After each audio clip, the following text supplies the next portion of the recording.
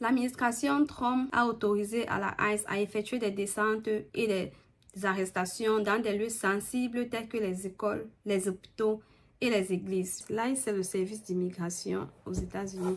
Il faut noter que pendant plus d'une décennie, il y a eu une politique de tolérance en matière d'immigration dans ces lieux sensibles aux États-Unis. Le département de la sécurité intérieure avait mis en place des restrictions qui limitaient les actions d'ICE dans ces endroits sensibles, sauf en cas de menace grave pour la sécurité publique. Depuis son arrivée au pouvoir, le président Trump a signé des décrets exécutifs visant à rendre sa grandeur à l'Amérique. Entre autres, un décret sur l'expulsion immédiate des immigrés en situation irrégulière et la restriction de l'entrée de nouveaux immigrants. Cette massive déportation concerne plus les personnes qui ont été reconnues coupables de crimes aux États-Unis. Mais attention, si vous n'avez jamais connu de crime et votre dossier d'immigration est en cours et que vous êtes en attente de green card, tels que les demandeurs d'asile par exemple, ou par voie de mariage, veuillez vous rapprocher auprès de vos avocats pour plus de précision ou de clarification sur le comportement à tenir au cas où vous êtes inquiété par les forces de l'ordre. Cependant, toute personne en situation irrégulière aux États-Unis doit être inquiète et chercher à se régulariser le plus tôt possible en s'enregistrant auprès des ONG d'immigration et rencontrer des avocats compétents. Il y a des gens qui vivent ici, ils ne sont enregistrés nulle part dans une ONG et ils sont en situation irrégulière. Donc, essayez d'entamer votre procédure d'immigration. Vous deviez être en contact avec un avocat. Voilà. Il faut aussi souligner que tous ceux qui entrent illégalement aux États-Unis sont par définition des criminels. Cette situation de déportation crée une inquiétude croissante au sein des communautés vulnérables. Vous voyez des vidéos où les immigrants sont déportés pour leur pays d'origine.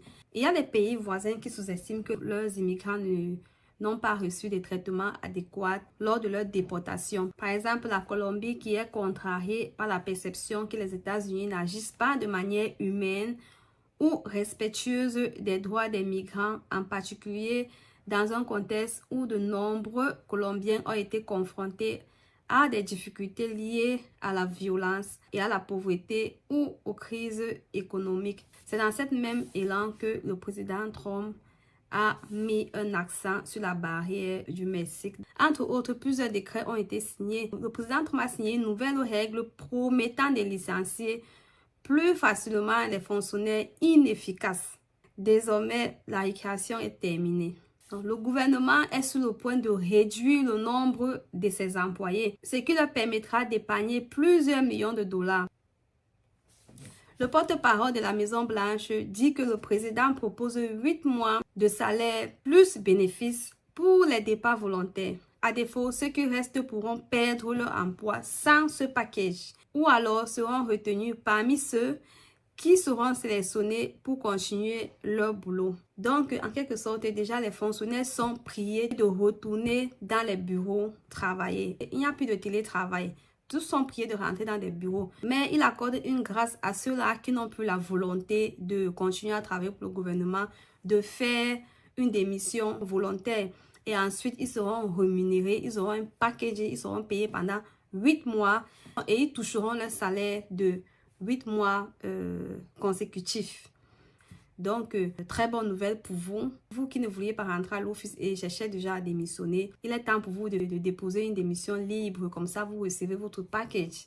Il y a un autre décret exécutif signé toujours par le président Trump qui concerne l'économie, qui est entre autres l'augmentation significative des tarifs douaniers sur les importations, avec une taxe générale de 10% et jusqu'à 60% pour les produits en provenance de Chine dans le but de protéger l'industrie nationale. Il y a aussi un décret climatique. Les États-Unis se retirent de l'accord de Paris sur le climat, marquant ainsi un désengagement des efforts internationaux pour lutter contre le changement climatique. En quelque sorte, le président Trump a dit aka aux voitures électriques qui avaient été conçues dans le but de lutter contre la pollution. Et par ricochet, il dit oui et encourage l'industrie pétrolière et des constructeurs automobiles de produire des véhicules fonctionnant à l'essence ou au diesel. Il y a aussi un décret sur la suppression de la citoyenneté automatique pour les enfants née aux États-Unis de parents étrangers. Mais apparemment, cette loi est contestée et donc à revoir. Et l'un des derniers décrets dont je parlerai est l'adoption officielle de 2 genres. Désormais, aux États-Unis est reconnu 2 genres, le genre masculin et le genre féminin, ce qui cause un impact sur l'autre communauté où certains d'entre eux ont décidé de quitter le pays et de s'installer par exemple en Angleterre. D'autres ont décidé carrément de quitter les États-Unis parce qu'ils ne se sentent plus en sécurité. Si vous êtes nouveau sur cette chaîne, soyez les bienvenus. Moi, c'est Diana. Et sur cette chaîne, nous parlons de la vie aux États-Unis, nos difficultés et des opportunités également.